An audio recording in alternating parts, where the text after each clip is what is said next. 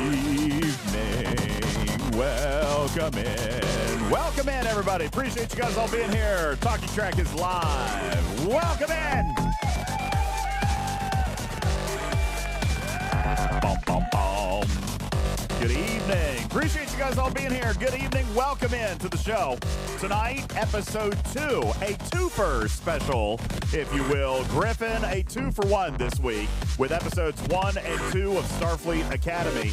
And we'll tell you that the reception to yesterday's podcast was absolutely phenomenal. Really appreciate, love the fact that you guys all actually came in and enjoyed that content and took the time to send comments and messages on Discord.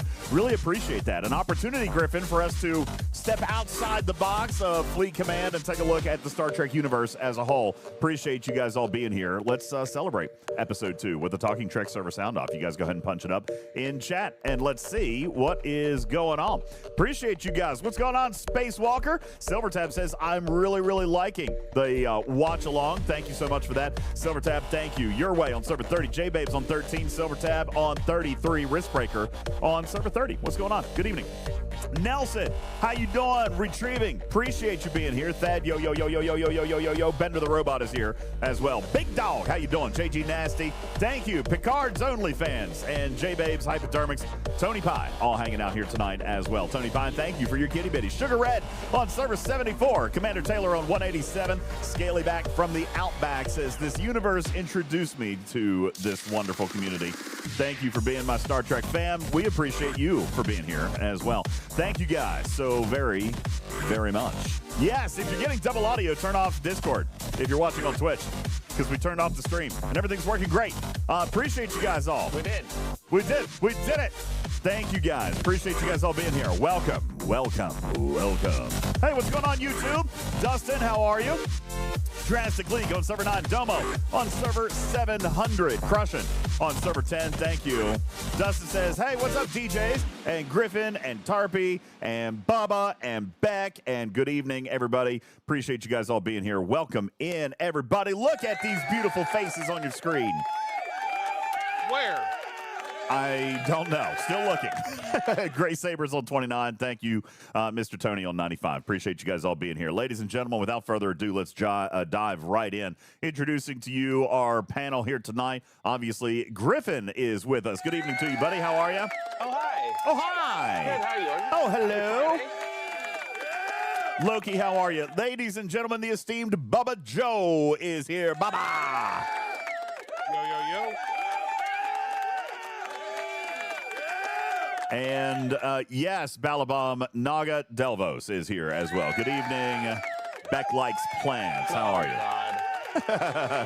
Oh my God. Who are these nerds? Appreciate you guys all being here. We just watched along episode 2, the beta test for Starfleet Academy, and noticeably less action. You know, we talked about that last night, Bubba, that this episode was going to be a very significant difference from the action and the threats and the peril that existed in episode number 1. But I feel like that could have potentially been a bad thing, and I don't feel like it ended up being. There were a couple of awkward moments. We're going to talk about those tonight. We're going to talk about the story, and we're going to talk about some more of that ever-beloved character development that Beck and Bubba have been talking about. So I appreciate you guys all being here. Good evenings. Let's start it off. Griffin, you are broadcasting tonight from inside the theater room. You didn't even move. You are so awestruck of this episode. You watched it on your big, ginormous 180-foot movie screen. What did you think about beta test? Oh, man. You know, it was the best of times. It was the worst of times. The character development definitely is interesting. I'm excited to see where the story continues. There's just a lot of weird, quirky things about the show that they keep throwing in. I don't know if they're attention getters, what we're doing. Like, you know, does Holly Hunter not have shoes? Why is she walking around barefoot? Did Quentin Tarantino direct this episode? Holly Hunter likes obviously not wearing shoes. We'll talk a little bit about that. As a matter of fact, that was actually in my show notes as to the kind of Chancellor she is, the kind of Starfleet officer that she may be, and why, and really, truthfully, Starfleet officer, she is not. All right. She is working with the Federation. She's working for the Academy. This is not necessarily like we were talking about right before this, a war college kind of thing or the military operation that is Starfleet. She definitely comes off as more of that nurturing character, that professor that everybody loves, that college professor, and doesn't want to wear shoes because there's electrolytes that get soaked up and stuff, right? Well, all that to the side, it was a great building episode. We got to see the roommate situation happen. We got to see some classes. We got to see the beautiful sets. And so, we're sort of getting into the trenches episode. We're returning to the burn and the fallout of the burn 100+ years later. The Betazoids are back. Here, but like the barefoot thing, just why does it have to get in its own way? Why do the Betazoids not have black eyes? See, it's just I don't understand. What? It's like I'm trying to enjoy the wonderful episode. Everybody knows Betazoids have black eyes. I don't think their eyeballs, they're black. No, don't think that's they're right. Dark brown or black. They're always I can prove that. I can prove it. No. And all of these Betazoids, they have light colored eyes. I don't understand. No. I don't think so. I mean, okay, Luoxana Troy, all right, had very normal eyeballs, okay, and dark eyes, and Troy, dark brown eyes. Griffin is right. Oh. Traditionally in Trek, they have those large dark eyes. Like Suter has them, Troy has them. Both Troys have them. Very, very normal. However, I mean, like there are theories about like. Betazoids, I'm just going to jump in. So sorry. But Betazoids. Go ahead. There are these theories about how they evolve over time, not just like in their appearance like eyes, but also like their abilities, right? Because in TNG, most of them have telepathic abilities. And then you've got Deanna, who has more empathic, which is kind of what we see here with this she group was of half, Betazoids. though. Suter. She was a half Betazoid. Yes, but then you get to like Suter. Suter didn't have telepathic abilities. He had a very different approach. So like there's evidence in Star Trek that we don't know exactly how their abilities are affected over time and all the things. So I'm holding off on that one. I did notice the eyes right away. But did you really? I'm holding Me off too. on some of those for there that. might be a purpose behind it, Beck. I like the way you think. And DJs, don't come in correcting people. Oh, she's half Betazoid. You don't even know what color their eyes are. Okay. Okay, so, but she was half Betazoid. She was part human and part Betazoid.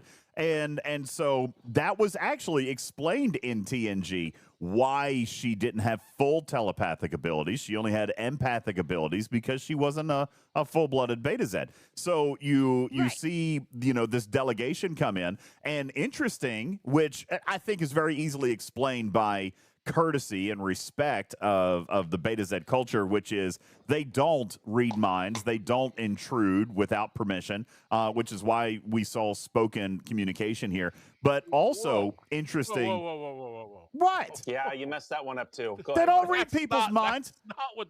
Did you not pay attention to what Luoxana Troy did every time she showed up? Luoxana was a wild fox. Okay, she was a wild fox. Get him. No, Bubba. she was Get actually him. the tame version.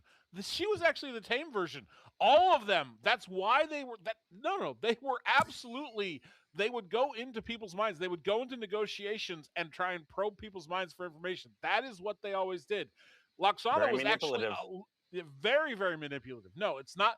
That you are wrong there, TJ. You need to be sitting down. I am sitting. So I am sitting. Now, I will say, I did not know about the eyes. I learned that right now, and I was like, I don't know if this is true. I went to Memory Alpha. It confirmed it. You guys are spot on. I did not know that. So I will sit here and admit that I learned something right now. Devioni Raul. Devioni Raul had blue eyes. All right. There you go. He was in Star Trek. He was a Betazoid. Thank you, retrieving. Appreciate that. He says, Griffin, are you sitting down? Listen, okay, fine. You want to attribute the eyes to this creative license thing? I'm going to introduce you to Discovery Klingons, okay? The eyes are not the first thing that I noticed here.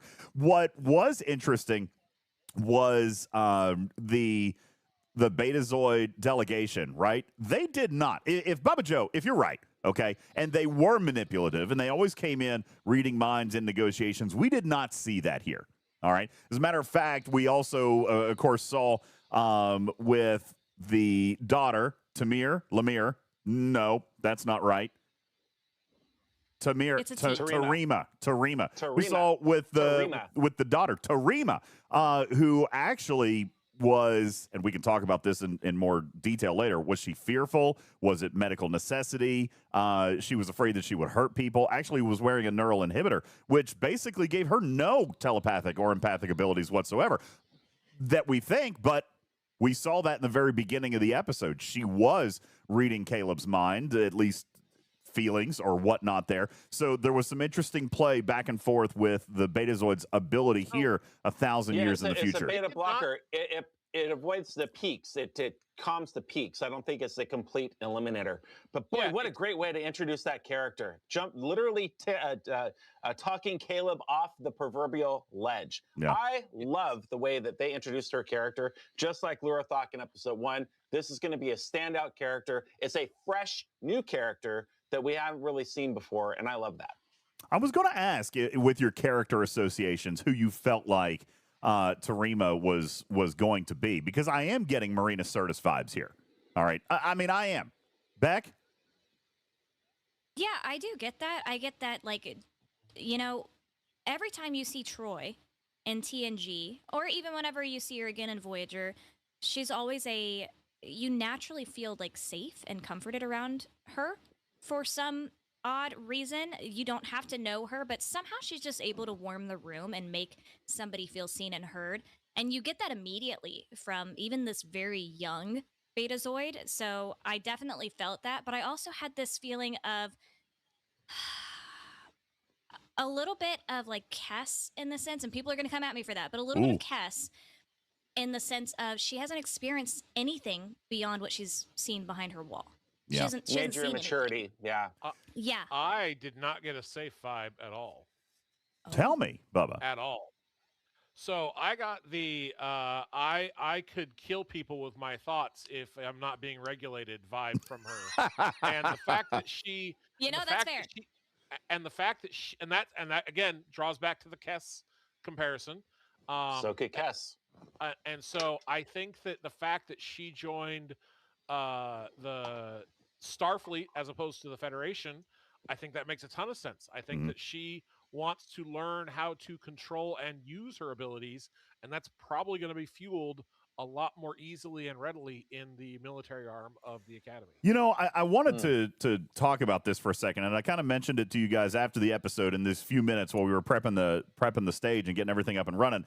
I think I understand how this is going, but if any of you guys have some specific insight into the definition or the difference between Starfleet Academy and the War College, or I mean, is Starfleet Academy the same as the War College with different branches? I mean, it's all Starfleet Academy, right? So what branch is Caleb in? Obviously not the War College, right? Because Zoe Steiner's character, Tarima, went off to the War College. He actually seemed somewhat troubled by that. I'm not entirely sure what brought about that decision. We'll probably see more of that later in the season. But what is the difference between where Caleb is, and what is the War College?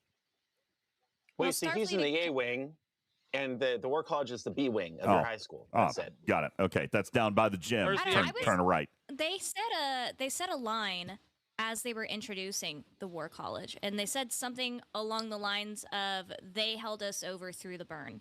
And so to me, what that says is they probably, and again, I haven't seen Discovery, right? So sorry. But what I'm gathering from that is we only kept what we needed in order to survive. So we got rid of like the standard classes and normal things that Starfleet Academy would be and focused just on tactical in order to carry us through. But I could be very wrong. Well, no, I so think y'all you're can I think you're ignore onto anything. something there, because in the very beginning we saw the Vulcan professor who was talking about like xenolinguistics and the biologies, and there was another one that I can't pronounce, who did say that the Federation had abandoned these a century ago, over a century ago, when we were, kind of depending on just survival, right? But now these classes are coming back, but that is the premise of the return of Starfleet Academy: is the return of the sciences, the return of the discoveries, the return of medicine, and all these other things, in addition to just the military. So, is the War College, is it a college of engineering, so to speak, inside a whole university, inside Starfleet Academy? I think it's closer to this. I think that the War College is like ROTC in college. Yeah. Okay. And that they are both college, right? They are both university, and Starfleet Academy focuses on sciences and building leadership and things like that, and the ROTC side is really focused on combat, military maneuvers, and probably has a, if you want to be this is, something I learned from college. If you wanted to be a pilot, you had an easier route going through something like ROTC than you did trying to go and get a pilot's license through college or study piloting in college. They call that aeronautical studies, actually. But the point is that I think that this is very equivalent to, they are both the same university, but there is a ROTC division that is the War College. Okay. All right. I can get behind that. So if it's focused on the military aspect, then why is Caleb not there? Caleb is definitely, well, we talked about this in the first episode. He's definitely that command style material. He's definitely the guy that they seem to be kind of centering around throughout this story. And even Chancellor Ake has said that kids like him are the future. She's put a lot of faith in him as a leader. Think back to the history of Star Trek in The Next Generation and in Deep Space Nine. A majority of the captains in Starfleet were not like combat veterans. Think about Picard. Think about all of the ambassadorial type captains that they had. They weren't these combat veterans. Even in before Enterprise, even before the original series with Enterprise. They had a special division of military people. Like, the rest of the crew were not trained in military tactics. So I think that this really is, they're both going to college, but there is this very military focused arm of what's going on there, and that's the War College. And then there's like the general university. You can become a biologist, you can become an engineer, you can still make your way through command going to the academy without going to the War College. Beck, why do you... War College is special teams. Yes. Okay. All right. Fair enough. Beck, why do you think then that Tarima chose the War College? Based on the information that we've got here so far, why was that her selection? She was so blown away by the beauty of the galaxy outside of Betazed's wall. The scene with the whale, we can talk about that. That was very powerful. I thought that was phenomenal. I almost hate that they introduced a moment of romance there. I was kind of really wanting it not to go there. Because that's the teen vibe, the 90210 feeling that I guess we're getting here with this particular Trek. But I could have gone without that in this scene, because that scene was so beautiful. It didn't need to be a romantic thing for him to tune in to being a good listener and providing a friend with something that they truly needed. That scene was beautiful up until the almost kiss. That all to say, Beck, she chose the War College after being enamored with all of this beauty in the galaxy, wanting to see more. She talked about the beauty of being outside the walls and the freedom, and just felt like a very freeing kind of personality. Why do you think she chose the War College? I'm going to answer that in two parts, because I actually kind of disagree on the whole it shouldn't have been a romantic moment. Not because I think to myself I wanted to see romance, but if you put yourself in the shoes of these kids, right? Caleb's never had a relationship of any kind with any other person in his life. So the fact is, somebody for the first time ever is somewhat hearing him, seeing him for what he is, listening to him without judgment. That's going to create a kind of bond that tells him, I want to gravitate towards this person. On her side, he's unlike anybody she's ever met. He's showing her the world for what it really is without going through the lens of Starfleet like everybody else is. I'm not going to repeat exactly what, she said, but so that moment probably did feel like a very intimate and almost vulnerable moment between the two of them, which might have, would make sense when you're a kid, a teen, or I don't know how they're supposed to be. I would say maybe late teens, early 20s, if I had to guess. But in that time in your age, you meet somebody for the first time that truly sees you and you've never had that sort of thing. You don't even know how to talk to people yet. I can see that being a thing of, I don't know what to do, but this feels right. But then on the other end, I'm glad she chose the War College. If she's the one that chose it. I don't know if she specifically chose it or her father sent her there due to, I don't want my girl next to this troublesome boy sort of approach. Could be that. But it also could be that maybe there's a piece of that inhibitor that she kind of wants to learn how to control by going to the War College, right? Like she might view herself as a weapon. We don't know the full extent of what this really, really means, right? Like maybe she can't explode people's brains by just feeling too hard. We don't know yet. But maybe there's a piece of that she wants to learn about in the War College, wants that discipline.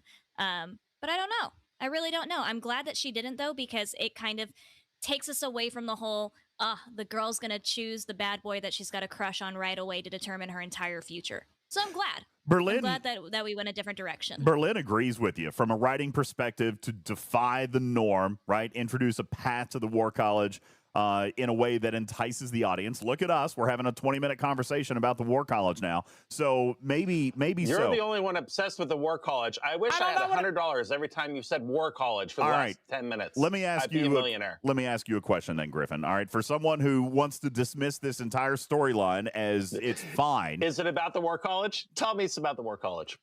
Not directly, but you said that Tarima was a fascinating character to you, that you loved her entrance into the show. We didn't see her in episode 1. This is her entrance. Zoe Steiner is listed as a cast regular. We're going to see her throughout the entire rest of the series, the remaining 8 episodes. We are going to see Zoe Steiner, so she's obviously got a very big role to play here in Starfleet Academy. Do you feel, and this is a challenging question, do you feel that romance should have been introduced here right off the bat? Does that cheapen her storyline a little bit? I apologize for continually to look up and seeing this chin. The graphics on the show. This is my Mystery Science Theater 3000 camera. The sets that they did are absolutely just stunning, and I can't stop looking. No, what I liked about Zoe and how she portrayed this character, it's not so much the writing for me, it's just her portrayal of it. Her presence commands attention. She has a unspoken authority. Naturally, she's a love interest, and she'll be a love interest with both of those boys, not just one. But the trope that Kurtzman fell into for me about the War College, to bring it back to something you're interested in, you said it, is that it's such a teenage angst trope. Oh, the girl that we like is now going to the other school. Now there's extra effort associated with getting to know her a little bit better. I mean, if you just take it outside of the Star Trek umbrella from a writing standpoint, this is a classic storytelling, I won't say crutch, but it's a storytelling component. You remove the love interest from immediate accessibility, and now there's a little bit back and forth on how to get back with her. But no, I love this is a show written for the tweens and the early 20s. This is what I'm seeing. It's a new audience. We're capturing a new generation here. This is why they talk like it's 2020 instead of 3000 and whatever. Yeah. They say all the curse words. What was that? What was that line when they were talking about Turner? there was a line she said. Was he clutch or something like that? I don't remember what that word Something was. like that. Yeah. So I was like, all oh, the 1,000 dirty years bird from now, words they're and still all using that. and they're calling each other like fart knockers and things like that. I mean, it's like, are they 12 or are they 20? I don't know. But it's written to attract that Gen Alpha, Gen Z audience in their 20s, teens, and 30s. They got to talk like them. They've got to have problems that they can relate to, and that's what we're seeing here in episode 2. Is it bad? No, I think it's good. It makes perfect sense. But Zoe's acting chops and her choices and how she brought her character to life, particularly during the intro and the whale scene, were just a masterclass in how to do that, and that's why I liked it so much. And again, And I want to tag on to that. Yeah, I please. want to tag on to that real quick because you're specifically asking about how we feel about her making that choice and what that does for the plot. But there is a brief, like 0.2 seconds, where they're making eyes at each other, and we see Genesis notice, and the look of despair on her face of just. Oh, well, there goes my shot. Yeah, the look of despair from the girl who said no hooking up for 6 months. Yep, no hooking up for 6 months, she said. That's when you learn about the crazy, all right? And, it's actually kind of funny, Foreshadowing. Yeah. So, DJ. You go back to college. DJ. I'm thinking going back into school, and I'm like, yeah, it took a minute to find the crazy, all right? You don't meet the crazy DJ. right up front. The crazy comes later. Yeah, Bubba. How long since you were in college? Well, about 65 years, I guess, tomorrow. Okay. Yeah.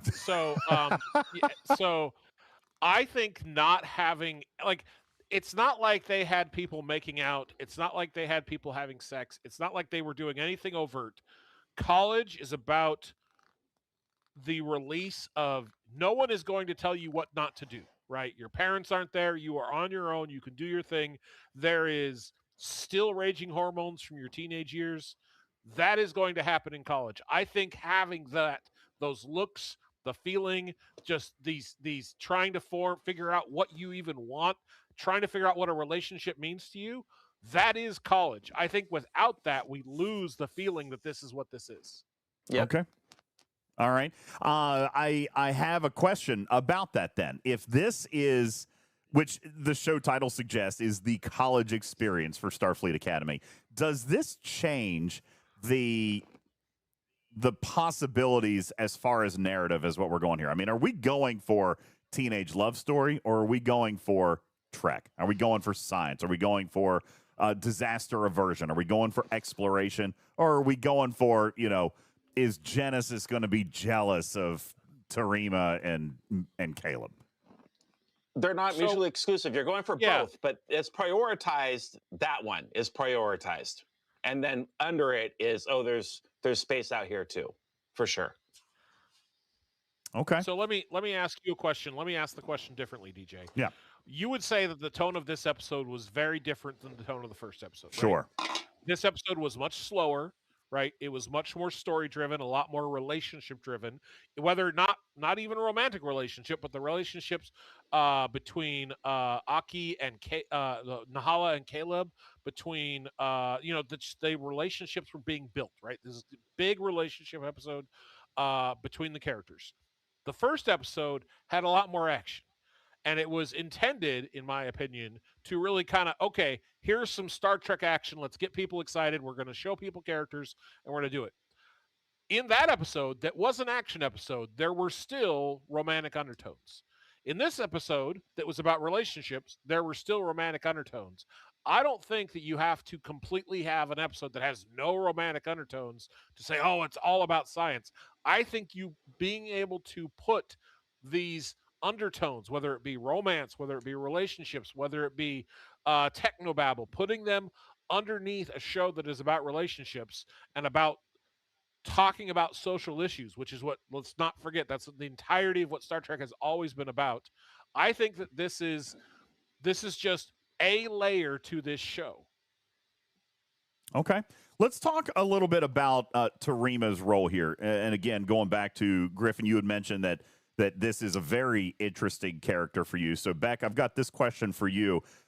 Comparing Tarima to Caleb in their personality styles, one would say opposites attract, right? There was definitely a very early chemistry with these two while we're exploring this romantic undertone. But the interaction between those two did become more obvious in their styles. For example, we got to the argument scene, right, where I was reminded in chat, I guess in Betazoid culture, there are no secrets, right? Like, I thought it was very awkward writing.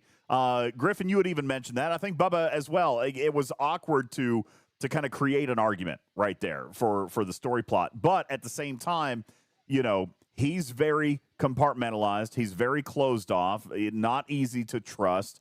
And she's expecting him to be this open book, which very well may be the norm on a planet of telepaths. Do you feel that Tarima's attraction or her chemistry with Caleb comes from her confidence in her own identity and what she expects Caleb to be, or is she attracted to the fact that he is closed off? He is a mystery, an enigma, so to speak. I might blow your mind a little bit. I don't think that she's that attracted to him yet. In every single like attraction scene, it's him leaning into her. Every single time. He's coming into her. I think she is fascinated by him because he is unlike anything that she's been around, and she has that, like you said, there are no secrets, right? And somehow you've got somebody here that she can't quite read his mind. She can just feel him, feel his intentions, and so she's very curious about like what all is locked up inside of this person. So I think it comes from that side of things, but I don't necessarily see yet. I know that they're likely going to have a romance budding just because I've seen trailers or whatnot and their interviews, and I think they're trying to set them up. I don't know anything about any episodes. I've seen interviews of the actors, thank you very much, and they have tried to do the thing of setting it up a little bit. So I'm assuming it's getting there, but I think at this point, I don't know if she necessarily has that strong attraction, because every single time it's him leaning into her sort of thing and her just being a little curious. So Bubba, and it's definitely setting up for a traditional triangle, right?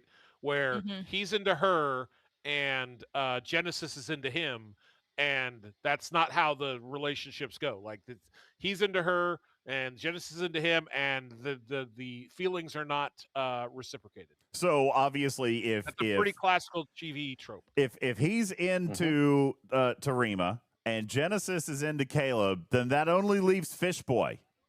All right, that only leaves Fishboy. Where does Fishboy fit into this? Do you think that Tarima? And they're all gonna hate Fishboy. I don't know. Here's the thing about Fishboy, and we're talking about Raimi. Am I saying that name right? Raimi. Here's the thing. He is super easy to dislike. I haven't yet figured out whether or not I want to like this guy. He's super easy to dislike. But then, you know, in episode 1, you saw that selfless act of bravery. He saved the ship by going outside, by risking his own life. That was a redeeming moment for episode 1. He starts episode 2 right up with the same high school shenanigans. You know, they're having fights in the classroom and calling each other names. It goes right back to that. But then the end of the episode, he's helping him make his bed. He's teaching him how to make his bed.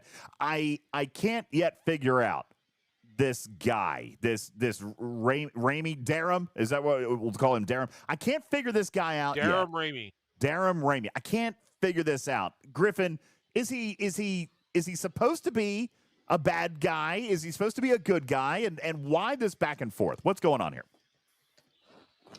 I don't know. It's a very good question. I don't know where they're going to take him. Either he's going to get exploded or fall off an asteroid really quick, or he's going to grow very quickly as a character. This is why I think that the potential for him being the actual red love interest for Tarima is open, because this is a character who is just dying to have an arc, a change, a growth, because they're starting him from such a sophomoric place. So I feel as though we are looking at a full Dawson's Creek situation here. You think that it's going to be Dawson, but Pacey's going to get the girl, and and I think that's where that's going to go. He just can't stay where he is now. That's for sure. I love that we're talking about who's going to get the girl. Here we're talking about Trek, and this is so 90210. This is a college dramedy, is what this show is so far. So. And you're right. There are definitely some comic references in here. We didn't talk about this on the first show, but the announcer voice inside Starfleet Academy, Stephen Colbert. Love him or hate him, his writing is clever. All right, I've enjoyed some of these quick little one-liners that are coming in here, and very quippy. Yeah, I like that. I also noticed just a couple of little things throughout this episode. Like I mentioned this in chat. Did you guys hear when Caleb was in Ake's office and he threw that fire apple into the trash can? Did you guys hear the trash cans play the Star Trek theme? Did anybody else hear that? Yeah. Like a very intentional little choice. Very creative design there, but I thought that was a very funny moment. I actually laughed out loud when I heard the trash can sing the Star Trek theme song. Beck, what about this episode gave you some of the comedy vibes? There has been some really funny moments here. Was there a standout moment for you that kind of made you chuckle and just kind of laugh and be like, okay, this is goofy, and I kind of have to laugh at it? There were two. One of them was the look, there's a Borg. That just was like the silliest, dumbest thing. I just kind of love that was just the initial, that's going to be the distraction that I'm going to go with. Look, there's a Borg. And then the other one wasn't quite comedic, but you guys did talk about it earlier. It was the fact that the Chancellor was barefoot. I know that probably rubs people the wrong way, but the way that I am viewing her is straight up Pelia if Pelia didn't do LSD. You laugh. She explicitly calls out how many drugs that she does in Strange New Worlds. That is true. And why that has an effect. But like she's lived, for years. And she comes from a different time. She still reads real books, right? So like she's got a different like approach on things, a more holistic view, if you will. And I really enjoy that she's just kind of like, I'm older than you. This is what I'm going to do. Here we go. Like, so not quite comedic, but like it's comedic character. Yeah. So. I don't remember if it was in this episode or the first one. I had a very familiar feeling in her quarters or in her office when she broke out the record player. And I said, oh, Pelia has one of those. We saw Pelia's record player in one of the Strange New Worlds episodes. And I kind of just really went to that. She got out a record, an LP, and started listening to music. And I thought that was a call out. Bubba, comedic moments for you in this particular episode. What made you chuckle over there? I know we were talking in chat during the playback, and there were a few things that grabbed you, right? Well, definitely the scene with Laura Thok. With the cadet. Actually, both scenes with Laura, like when she yelled at the cadet and the cadet took off. I thought that was hilarious. But the bigger one that I really liked was she's briefing she's briefing Aki, and she's walking into her office. This is the first and the second, and it's the two guys arguing in her office. It's like, what are you doing in my office? And so I just was like, the whole setup there, I thought again was something that is invoked a lot of college memories for me. And I thought, well, this is on point, and was just funny, and I thought was both written well and acted well. Unlike the one scene that we've already talked about, that was like, this was not written well. This was forced conflict to advance the story, to have a conflict that didn't need to be there. That was funny. So I agree. I think that was a funny moment. No. I'm saying, so there are parts of this episode that were written really, really well. Okay, that was one of them. That interaction between the four of them, right, was written really, really well. Okay, the scene of the forced, You Only Want Me for My Maps, whatever garbage that was written really, really poorly. Yeah. Right. So what I want to say is that the show, I feel, and I know you're like, oh, romance, whatever. Just, I want to tell you to get over it.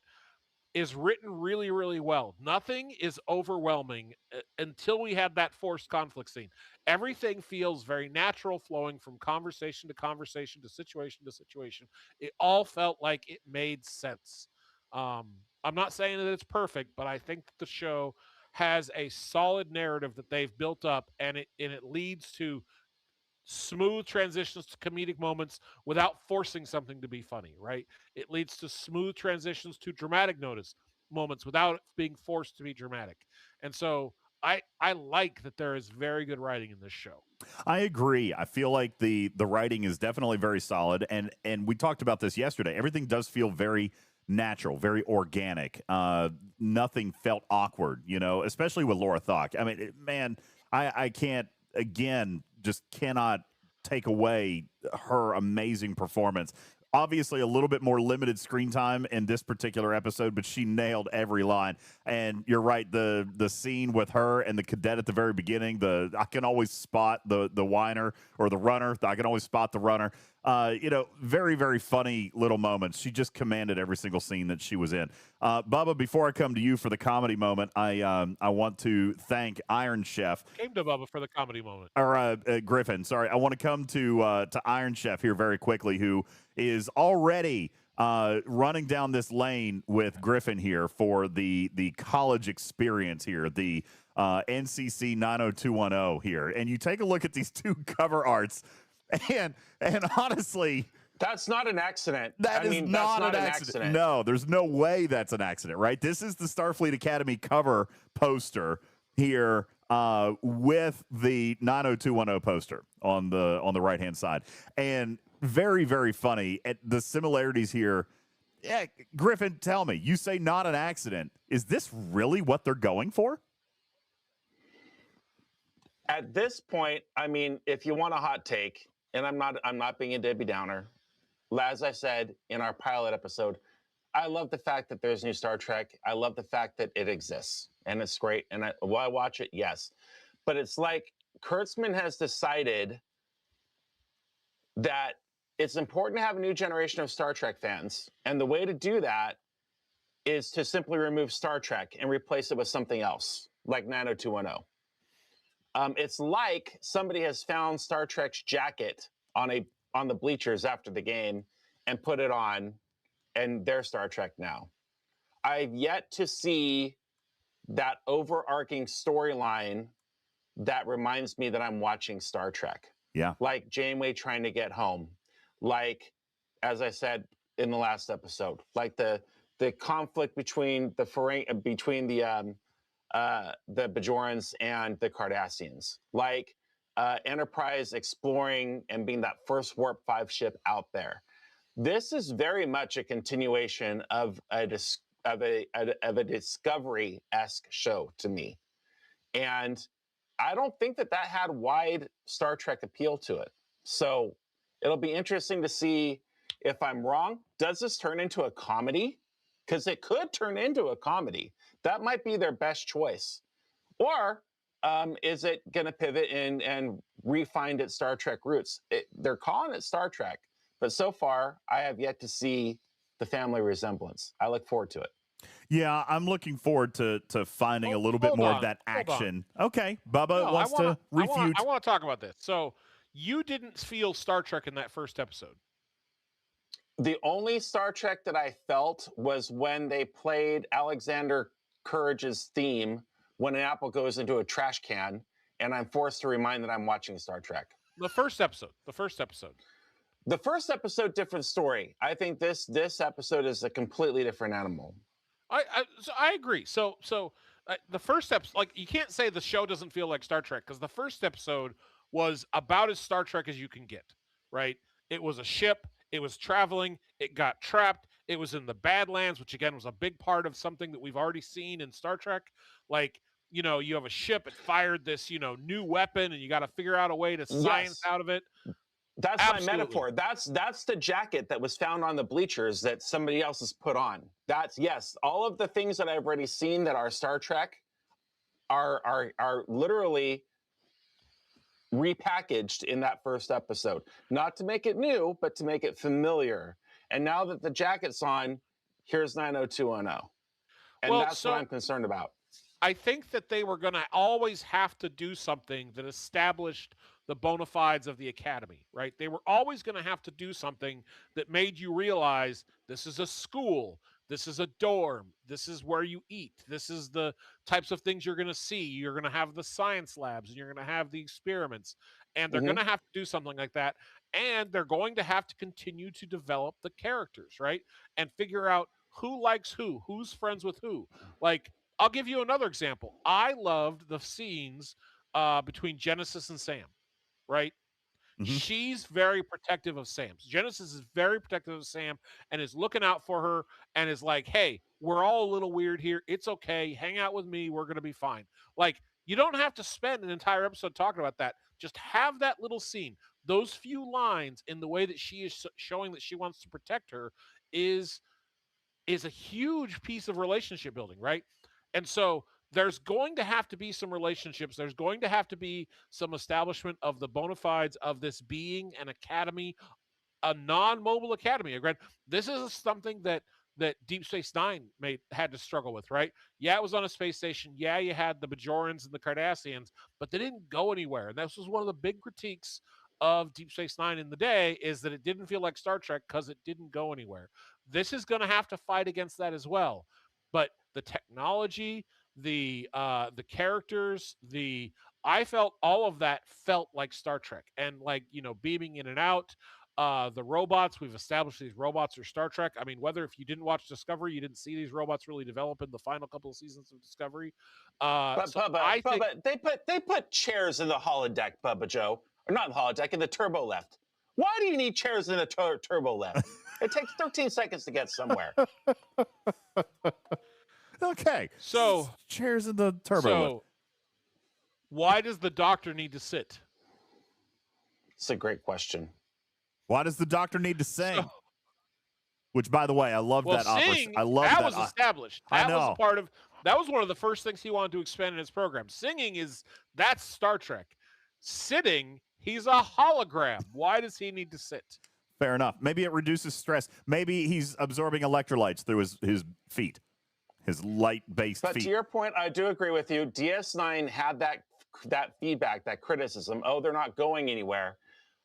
But that's because they're on a space station, literally not going anywhere. My concern is not that. It's that where is the big bad? Where's the Borg? Where's that impossible conflict? I'm waiting for the story to go somewhere. The Athena's going to go somewhere, but it can't just be a college dorm series. Otherwise, it's going to turn into a comedy. Well, I will. I feel like you guys. No, I'm gonna cut in. I feel like y'all missed the episode. Not gonna lie, this episode had it had the pieces of the relationship building between the kids, but I mean, like, this had the entire chat with Betazoid here, or Betazoid here. Like, they're sitting here talking about rejoining the Federation after being gone, after being split, taking back down their walls and going into, like, the whole point of this is that this is a new generation. That is the entire point of the episode. The kids are the future. They're setting this up, talking about how we cannot move forward unless we are willing to change. The whole reason they decided at the end to move from Paris and move it over here to show that they are willing to change. I feel like we're focusing so much hardcore on a piece that was part of building up who the characters are that we're missing the actual foundation of, hey, we are rebuilding what was broken in a new way, right? Like, there was a lot about the Federation that wasn't perfect. And I know that we know that, I'm honestly, like, one of the things I'm curious about is, are we going to see Augment, like, being recognized here in this new area? Like, is that going to be a thing now? I don't know. But, like, I don't know. I feel like you guys kind of missed. That was, like, the whole purpose. The whole purpose was all of that. There was so much of rebuilding a foundation that had been broken. Beck is 100% agree with Beck. Yeah. The point is that if you want to say there has to be a big bad, Griffin, the big bad is rebuilding the Federation, trying to find those trust avenues, trying to figure out to reach out to those worlds, and then figuring out ways that they can do better than they did the first time around, right? Boring. Well, Give me the Borg. Give me somebody that's going to blow me up. Look, Borg. Yeah, look, Borg. I'm still going to point out the fact that Caleb's mom is the big bad. Okay, we don't know this yet. I'm just telling you. I'm calling it again. All right. I really hope that Caleb's mom. I hope that she is definitely an evil person. She I truly is do. the big that would baddie. Be great. All right, now to elaborate on Beck's point, was able to get my hands on a small little interview with Alex Kurtzman, who was the director of this episode, the same as the first, and he specifically said that episode 2 was very much intentionally exactly that, Beck. You are 1,000% right, that unlike even the Discovery cadet storytelling, which you'll remember, Tilly had some cadets down on a planet. There was an emergency, the big snowstorm and all this. Episode 2, he wrote, intentionally avoids explosions, emergencies. The tension in this episode, he writes, was entirely social and ethical, which he felt was very reminiscent of old school original TOS Trek. Griffin, does that satisfy you? I mean, you're a fan of TOS, not a fan of TOS. Do you feel that this goes back to the diplomacy, the relationship building, and again, the what the Federation itself stands for, peace and membership and reaching out to worlds, and essentially what we saw here was a first contact all over again, right? Negotiation to enter the Federation, to become a member world. Is that old school Trek for you? I love all of that. And yes, I completely agree. And I agree to Beck's point as well, largely, if not in whole. It's just that at this time, I feel as though we're still struggling to truly be brought in and assimilated into what feels like true Star Trek. And I don't mean just the diplomacy. Yes, that is there. It remains to be seen yet where the show is really going. And I'm not saying that it's not going anywhere. I'm simply saying 2 episodes in, I'm still hungry for what are we really fighting for? What are we really working toward? It has to be more than just we're rebuilding the Federation from the rubble. Because quite frankly, that's why we didn't get a season 6 of the last show. So there's just got to be more of that old school Star Trek component to it so that Star Trek fans will come along with the new generation. Yes, we do need to find a new generation of Star Trek fans, but not for the sake of alienating what feels familiar to the old generation. Both can happen at the same time. And I think that's the missing ingredient that I'm trying to shine a light on. Okay, let me help you out with the ingredient that's going to combine both new audiences and old. Kirk's got it in chat. Naked weddings. Naked weddings. All right, that's got everybody. Okay, everybody's in on that. Naked weddings. Yeah, we've got that over on Betazoid.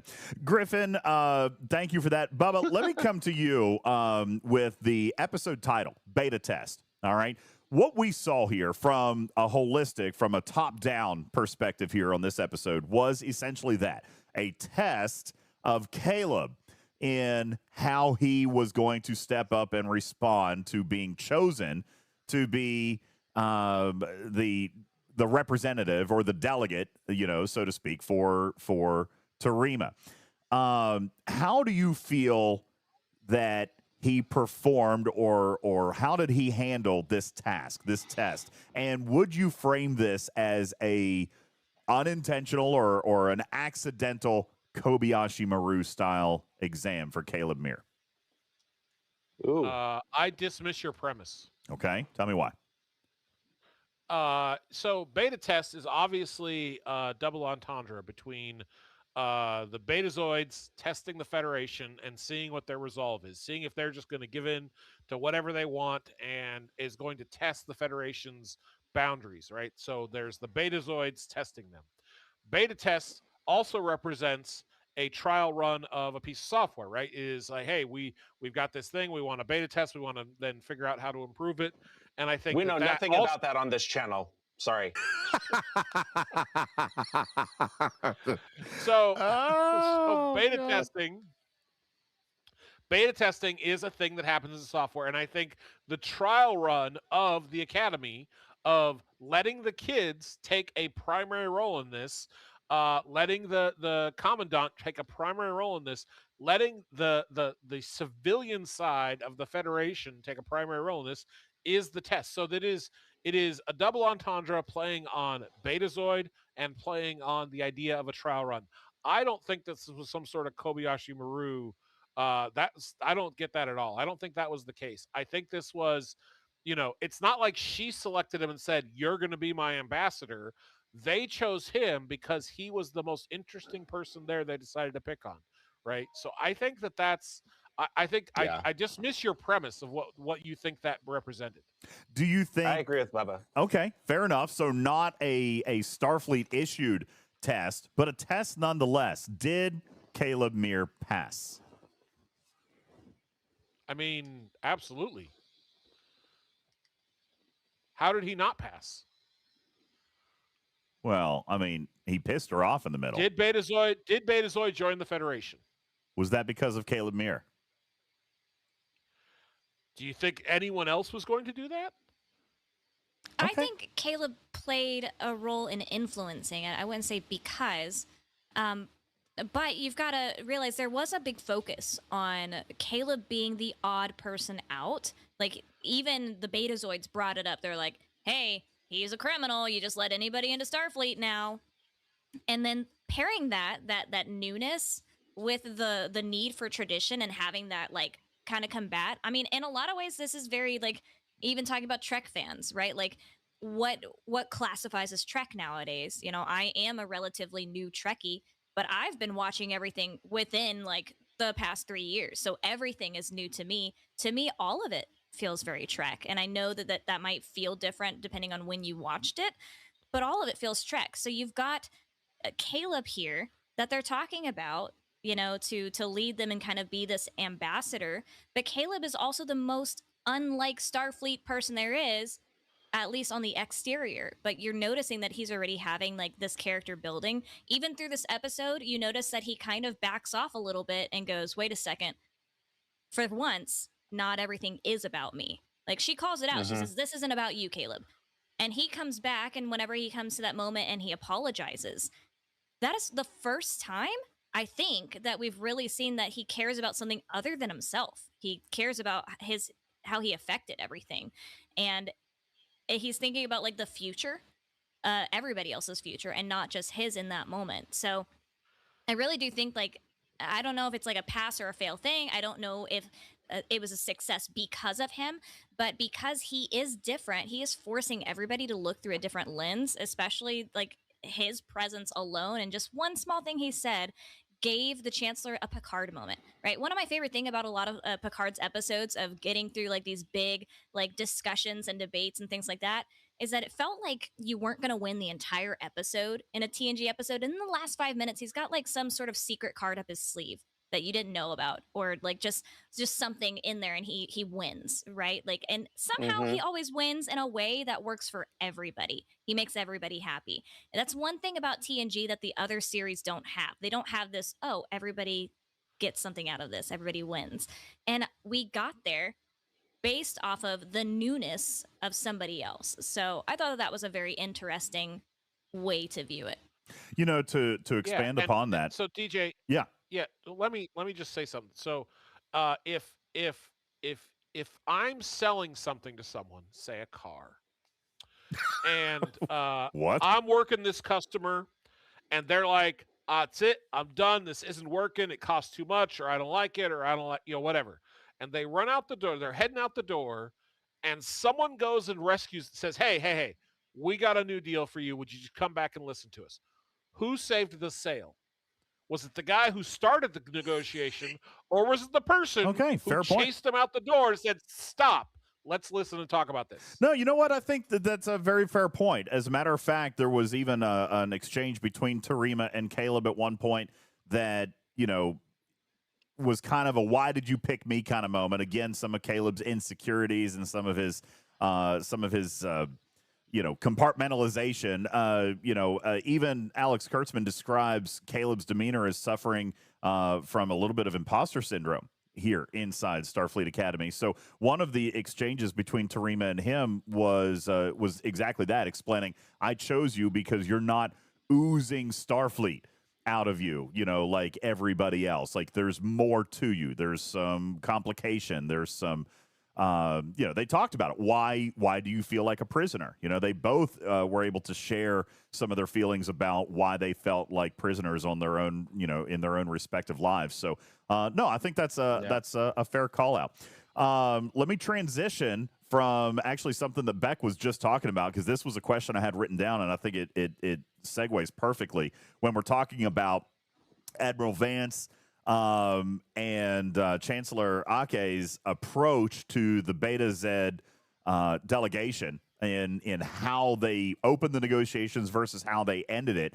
Do you feel that the style of Chancellor Ake's leadership compared to past captains, past leaders of Starfleet, do you feel that it tells a different story of the Federation now? As in, yes, we're not this big powerhouse. It's a benefit to us if you join, as compared to it's a benefit to you if you join.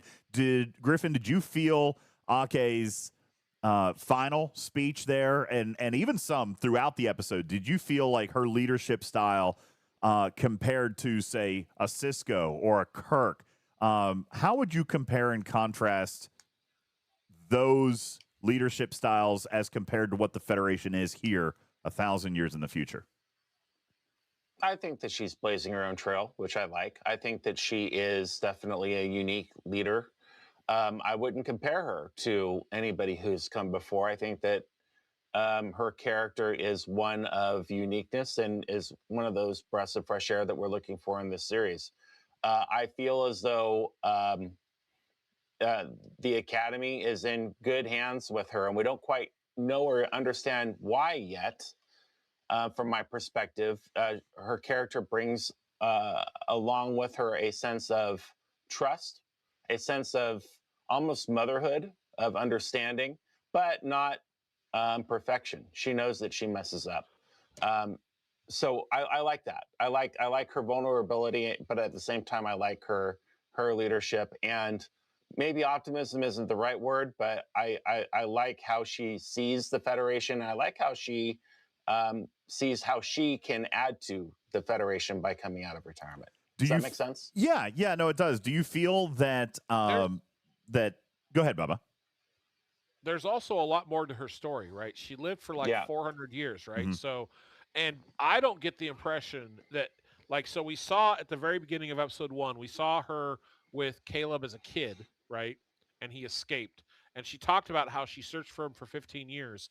I don't think she retired immediately and started searching for him.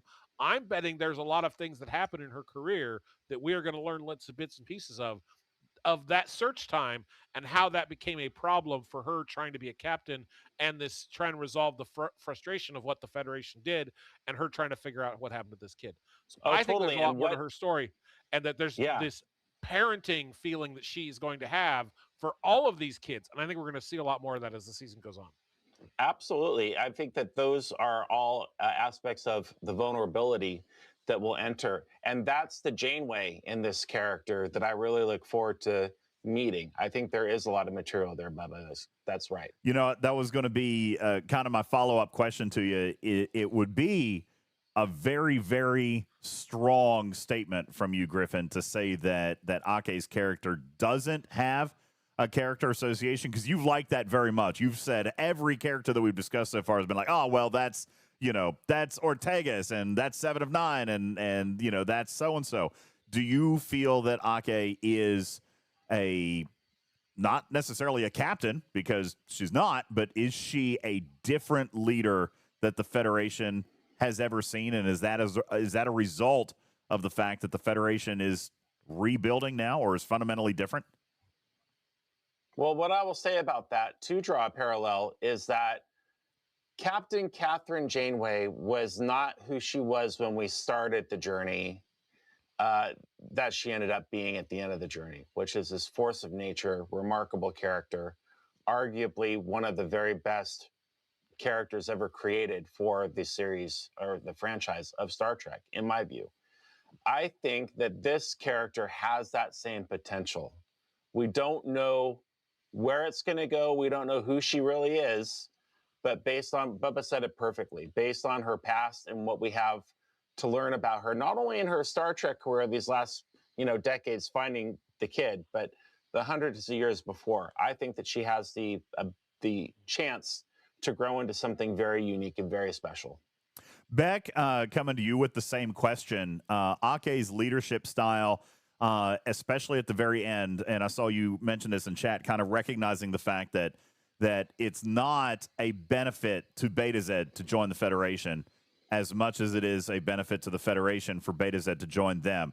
Obviously, mutual benefits, the trade routes and the protections, and they talked about it. Betazoid joins, 20 to 30 member worlds come with them.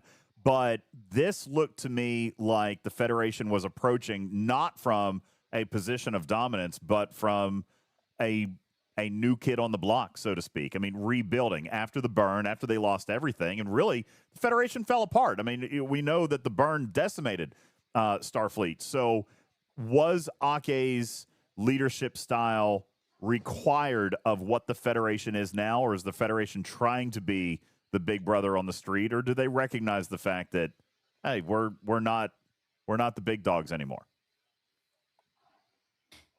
Ooh, loaded question. On that front, I think the compound question. This is his problem. Yeah, it's not exactly one question. So I'll try to answer it as simply as possible.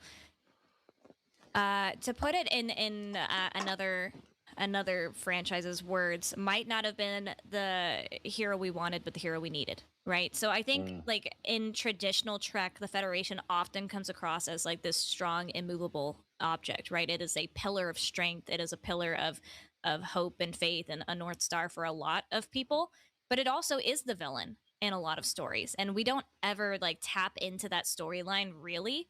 Not really. Like we see it a little bit in Deep Space Nine in some areas, but we don't really see it in a lot of Trek. And we see it a bit like with Una, right, in Strange New Worlds. All she ever wanted to do was fit in, belong, be a part of the Federation, be a part of Starfleet. And she literally couldn't just because of who she was.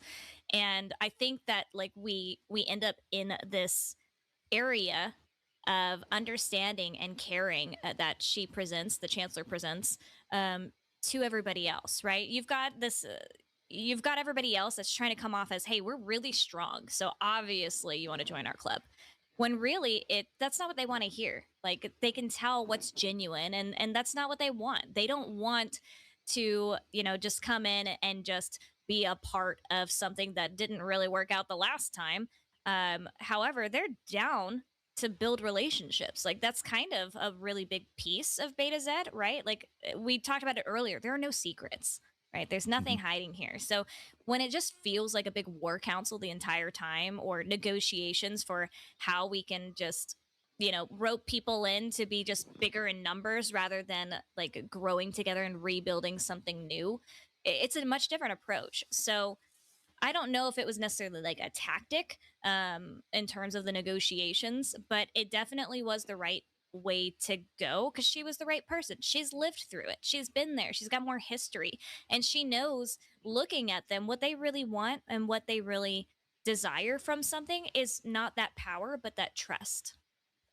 I agree with everything there. The feeling that I got from Ake, even from the beginning of the episode to the end, is that she felt that it was very, very important, even somewhat in the beginning of the episode, because she wanted the children present. Remember, the Chancellor of the War College did not want the students to be present. She did. It almost feels as though she wanted the Betazoids to see not only the power and the beauty and what they were building, but just that they were building it to allow the Academy's flaws to be visible, to display a sense of vulnerability. And I think that contrasts a great deal with some of the optics that we've seen of the Federation in the past, you know, that we're rebuilding trust, not only externally, but internally as well, you know, between her and the Chancellor of the War College. Take a shot. I feel like the approach that she has here is one of humility, I think, a little bit, and trying to produce good people, not necessarily perfect officers, right? But resilient ones and good good people. You know, I was going to say good humans, but there's few humans there. But I mean, you know what I'm saying? Like good people. And I think that is something that I gained from my perspective with Ake there towards the end, is just that, hey, listen, no, we're not perfect. And that was something that really struck me out of her final chord there. So as we get ready to wrap up here, because we are almost at our time, I've got a couple of rapid fire questions that I can give to you guys here in just a second. But before we do that, I'm going to go down the panel. Just it'd be like a real quick yes or no kind of thing based on the episode. But before we do that, let me get your guys' final thoughts. Griffin, we just lost you. Not sure where you went there. Battery died, perhaps. What? Yeah, you're gone. You're gone, baby. We'll get him back. I'll be right back. But curious what you guys felt as just a synopsis of episode 2 and what you're looking forward to as we move forward. Griffin, we'll start with you. Your final thoughts in what we saw here and how it builds to episode 3. I mean, there's a lot to look forward to. This Star Trek, unlike or more than any previous, is going to be character and relationship driven. That's just the nature of this beast. I don't have to like it, but I will learn to love it. And where the characters can go, one thing that I will say that is a total positive is that there is so much room for growth in almost every corner. And I look forward to seeing what happens not only with the Betazoids, as they appear to be a major component of this season, but also what happens with these relationships. Just because people are linking up now does not mean that's where the story will end. And I trust the storytelling. I think it's very captivating in that regard. And we're trying new things with new species and new characters. And I look forward to seeing how the evolution continues while still having a few mainstays. And who is the crossover from Strange New Worlds, the professor? Jet Reno. I cannot wait to get Jet Reno and the EMH in a scene at the same time. Oh, that is going to be gold. I can't wait. Yeah, they are absolutely amazing characters, both of them there. I was actually really, really glad to see Reno back. And honestly, her performance in that one scene, but that was so Reno, wasn't it? I mean, that was her entire personality from Discovery in that one scene. She did such a remarkable job, and I definitely look forward to seeing more of her. Bubba, as we wrap up season 2, and I do have a little bit of a hint towards episode 2, a little bit of a hint towards episode 3 at the end of the show. I'll leak that to you here in just a moment. Bubba, what's your final synopsis here of episode 2 as we head towards January 22nd, which will be the release date of episode 3? So I really liked episode 2. I don't have a problem with it existing kind of in one location and all of the relationship emphasis. I thought that a majority of the episode was done really well. I liked some humor. Again, there's just the one scene that kind of stood out to me, but there's going to be bumps in the road. Like, not everything in the Next Generation is perfect, and a lot of season 1 was rough. So I think that there's always the potential to grow, but I liked what they did with the Doctor. I liked what they did with Tamira. I am really starting to fall in love with Sam. I think Sam is going to be a fun character to watch. Sam's going to be the every person, right? The person who's experiencing everything for the first time. So I think that there's a lot to like here. There are no characters that I hate. So I really am looking forward to more of what the season's going to bring. Beck, your final thoughts on 2 as we head into next week? I loved it probably more than most folks did, but I think that's just because I tend to gravitate towards those relational character building moments, character development. I mean, my favorite Strange New Worlds episode is the Ad Astra per Aspera episode with Una. I love the TNG episode, Measure of a Man. Like, I tend to gravitate towards those sorts of episodes more than anything else.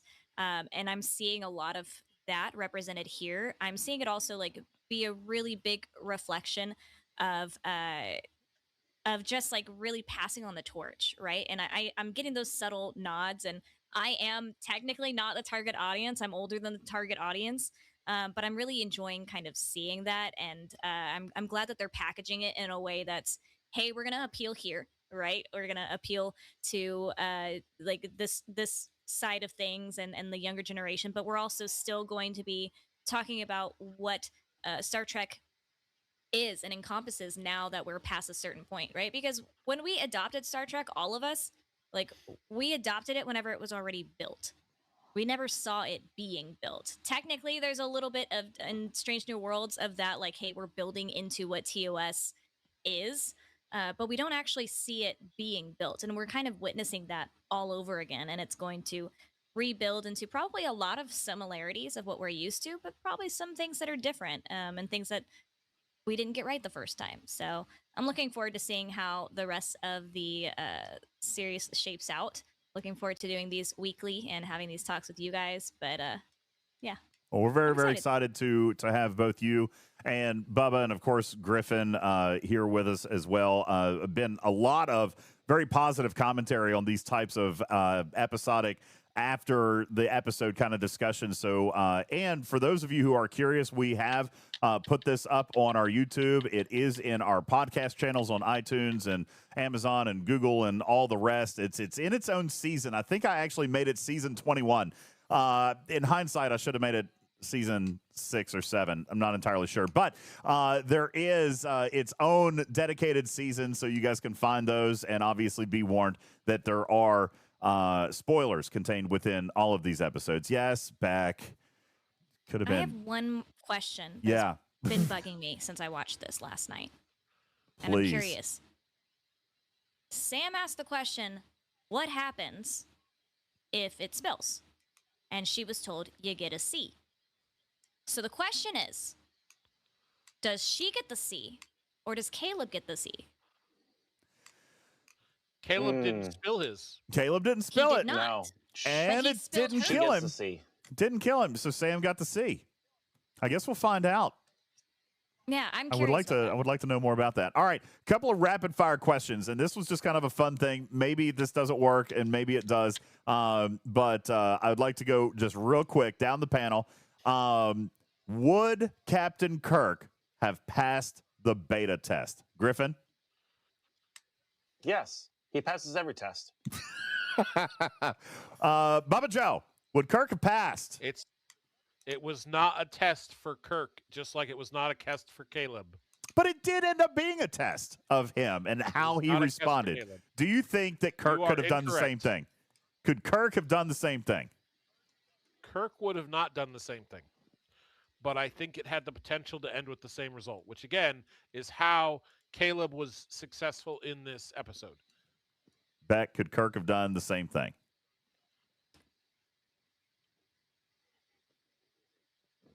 Oh, thought going into this one. Thought going into this thing. I know. She hasn't watched that series yet. He would have done it. No, I've seen TOS very much. Beck's watched more TOS than I have. Yeah, I love TOS actually very much. No, he would have won. Just would have done it in a much different way, and I probably would have not liked the way he did it. So that's why I was thinking my answer. Fair enough. Is Starfleet more honest now than they were in the 24th century? Beck? No. Bubba? Nope. Griffin? No. Interesting. And finally, who is the real protagonist of this series? Is it Starfleet themselves, or is it Caleb? Griffin? It's the Doctor. Bubba Joe? I don't think we've met it yet. Fair. Beck?